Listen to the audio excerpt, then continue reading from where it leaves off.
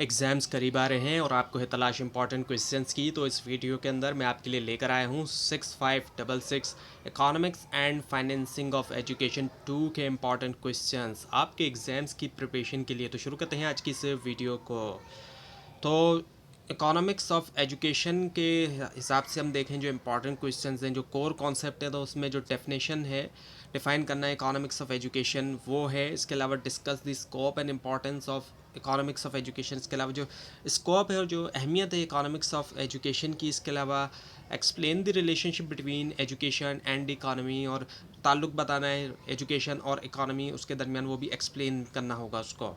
Educational finance and funding की बात करें तो उसमें इंपॉर्टेंट जो है वो है explain different sources of funding financing education. जो मुख्तलिफ सोर्सेज हैं फाइनेंस करने के लिए एजुकेशन का फाइनेंस कहाँ से किया जा सकता है, किन किन ज़राए से किया जा सकता है, उनको एक्सप्लेन करना होगा, जिसमें गवर्नमेंट फंडिंग, प्राइवेट सोर्सेज या फिर इंटरनेशनल एड वगैरह भी आ जाती है।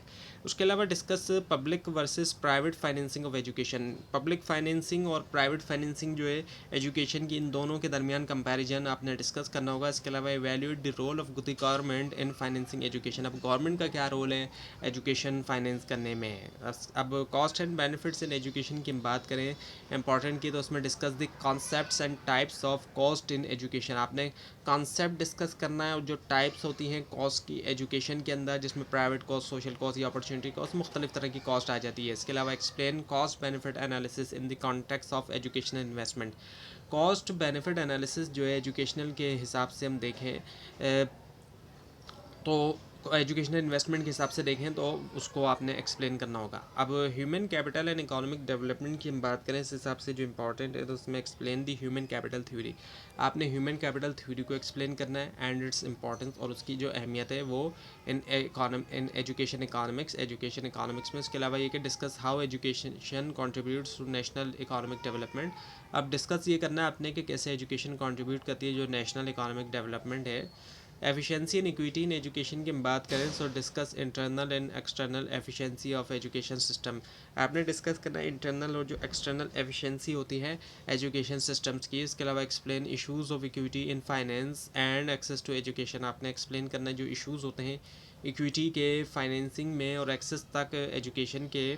Demand and supply of education की हम बात करें सो डिफाइन करना है आपने define demand for education, definition देनी है डिमांड फॉर एजुकेशन, और फैक्टर्स दैट इन्फ्लुएंस इट, और ऐसे फैक्टर जो उसको इन्फ्लुएंस करते हैं। उसके अलावा explain the supply of education and the role of market forces. Supply जो है एजुकेशन की और जो रोल है मार्केट फोर्सेस का।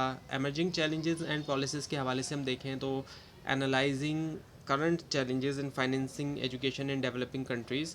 एनालाइज करना होगा आपने जो करंट चैलेंजेस का, जो मौजूदा जो चैलेंजेस का सामना है फाइनेंस करने में एजुकेशन, और वो भी जो डेवलपिंग कंट्रीज़ हैं जैसे कि हमारा कंट्री या फिर हमारे नेबर के जो कंट्रीज़ हैं जो डेवलप कंट्रीज़ नहीं है, अभी डेवलप नहीं हुए, तो वहाँ पर जो अंडर फाइनेंसिंग या इनइक्वालिटीज़ का चैलेंजेस का सामना है। इसके अलावा describe government policies aimed at improving educational financing and access. अब ये डिस्क्राइब करना है कि जो गवर्नमेंट की पॉलिसीज़ जिनका एम ये है कि इम्प्रूव किया जाए एजुकेशनल फाइनेंसिंग को भी और एक्सेस को भी।